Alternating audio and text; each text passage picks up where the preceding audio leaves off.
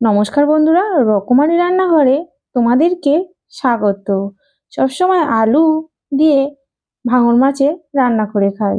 আজকের ভাবলাম বেগুন দিয়ে ভাঙন মাছের রান্নাটি করে দেখি কেমন লাগে। চলুন বন্ধুরা, দেখা যাক এই ভাঙন মাছের রেসিপিটি। ভাঙন মাছের রান্নাটি করার জন্য আমি এখানে নিয়ে নিয়েছি বড় বড় সাইজের একটু আলু কেটে নিয়েছি আর বড় বড় সাইজের একটু বেগুন। মাছগুলি কেটে ধুয়ে নিয়েছি। মাঝারি সাইজে যেরকমই মাছের পিস করে সেরকমই করেছি। এবার দিয়ে দেব লবণ পরিমাণ মতন আর পরিমাণ মতন হলুদ গুঁড়ো দিয়ে ভালোভাবে মাছটিকে আমি মাখিয়ে নেব, ভালোভাবে যেন মশলাটি মিশে যায়। এটা তাওয়া নিয়ে নিয়েছি মাছটি ভাজার জন্য। তেলটি গরম হয়ে গেছে, একে একে মাছগুলি দিয়ে সব মাছগুলি আমি ভেজে নেব। মাছ ভাজার যে তেলটি ছিল সেই তেলটির মধ্যে বেগুনগুলি দিয়ে দিলাম, দিয়ে ভেজে নেব আর অল্প করে একটু লবণ দিয়ে ভেজে নেব। দেখতেই পাচ্ছ মাছ আর বেগুনগুলি ভাজা আমার হয়ে গেছে, আমি তুলে নিয়েছি। একটা প্যানের মধ্যে দিয়ে দিলাম তেল, তেলের মধ্যে দিয়ে দিলাম গোটা জিরে আর শুকনো লঙ্কা। শুকনো লঙ্কা দিয়ে একটু রাঙা রাঙা হয়ে গেছে, এবার দিয়ে দেব পেঁয়াজ বাটা।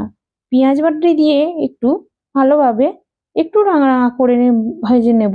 একটু রাঙা রাঙা হয়ে গেছে, এবার দিয়ে দেব হলুদ গুঁড়ো আর দিয়ে দেব লবণ পরিমাণ মতন আর লঙ্কার গুঁড়ো পরিমাণ মতন আর দিয়ে দেব ধনে গুঁড়ো। দিয়ে মশলাটি আর একটু কিছুক্ষণ ধরে নাড়াচাড়া করে একটু ভাজা ভাজা করে নেব। একটু ভাজা ভাজা হয়ে গেছে, এবার দিয়ে দিলাম আদা রসুন বাটা। আদা রসুনটি বাটা দিয়ে আবারও একটু মশলাটি ভাজা ভাজা করে নেব। মশলাটি ভাজা ভাজা হয়ে গেছে, তেল ছাড়তে শুরু করে দিয়েছে। এবার দিয়ে দিলাম আলু। আলুগুলি দিয়ে ভালোভাবে মশলাটির সাথে একটু কষিয়ে নেব। আলুটি একটু ভালোভাবে কষানো হয়ে গেছে, এবার দিয়ে দিলাম জল পরিমাণ মতন। কিছুক্ষণ সিদ্ধ হওয়ার জন্য কিছু ঢাকনা দিয়ে ঢেকে দিলাম। কিছুক্ষণ পর ঢাকনা খুললাম, আলুটি সিদ্ধ হয়ে গেছে। এবার দিয়ে দিলাম বেগুন আর মাছগুলি দিয়ে দেব। সব দেওয়া হয়ে গেছে, আরও একটু ভালোভাবে ফুটিয়ে নেব। ফুটতে শুরু করেছে, এবার দিয়ে দিলাম গরম মশলা আর সবশেষে দিয়ে দিলাম ধনেপাতা কুচি।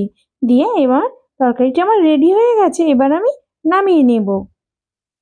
দেখতেই পাচ্ছ বন্ধুরা কত সুন্দর হয়েছে ভাঙন মাছের এই রেসিপিটি। আর ঝোলটি সবসময় বেশি করবে না, ঝোলটি বেশি করলে খেতে ভালো লাগে না। একটু মাখা মাখা করলেই খেতে সব থেকে বেশি ভালো লাগে। এমন প্রসেসে বাড়িতে অবশ্যই ট্রাই করো বন্ধুরা, দেখবে খেতে খুব সুন্দর লাগবে। আর সবসময় তো আলু দিয়ে খেতেই থাকি, বেগুন দিয়ে খেলেই দেখবে তরকারিটি খুব ভালো খেতে লাগবে, টেস্টও বাড়ে। আর আমার ভিডিওটি ভালো লাগলে বন্ধুরা লাইক অ্যান্ড সাবস্ক্রাইব